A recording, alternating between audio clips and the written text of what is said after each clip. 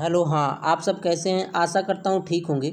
तो आज Indian polity हम पढ़ाएंगे आगे की क्लास। कल जो पढ़ा रहे थे उसके आगे की आज पढ़ाएंगे class. CUET common university entrance test में जो इंडियन पॉलिटी पूछा जाता है उसी को हम पढ़ा रहे हैं बीटेक एडमिशन के लिए। तो आइए देखिए, ये आज टॉपिक है भारत सरकार अधिनियम 1935। 1935 अधिनियम में क्या क्या है, क्या बताया गया है, आज हम आपको बताएंगे। द्वैध शासन व्यवस्था को प्रांतों से हटाकर केंद्र में लागू, मतलब प्रांत से हटा के केंद्र में लागू किया गया।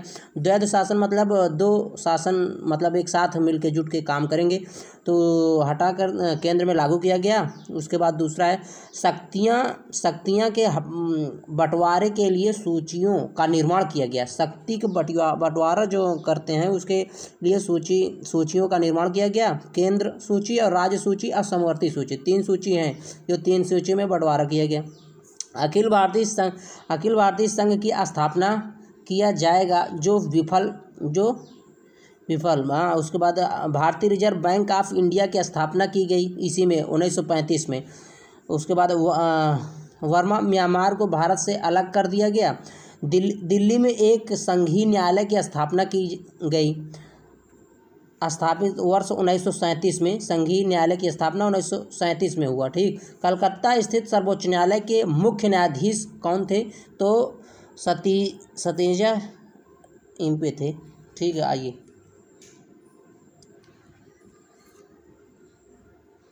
आइए आगे देखते हैं।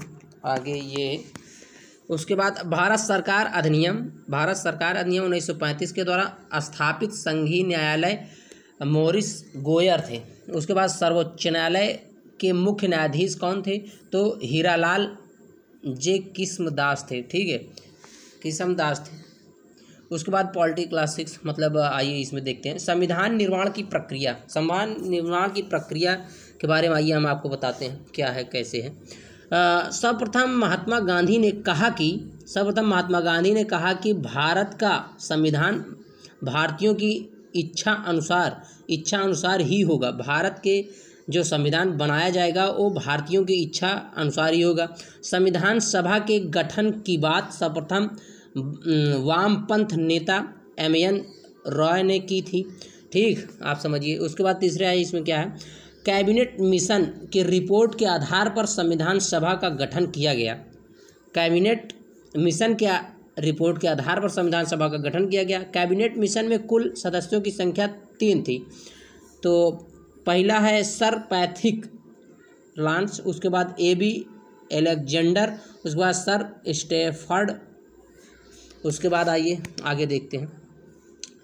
संविधान सभा का गठन हम आपको कल की क्लास में पढ़ाएंगे। थैंक यू, धन्यवाद। आप सब मेरे YouTube चैनल गोपाल मिश्रा को सब्सक्राइब कर सकते हैं और ऐसे ही हम पढ़ाते रहेंगे। धन्यवाद।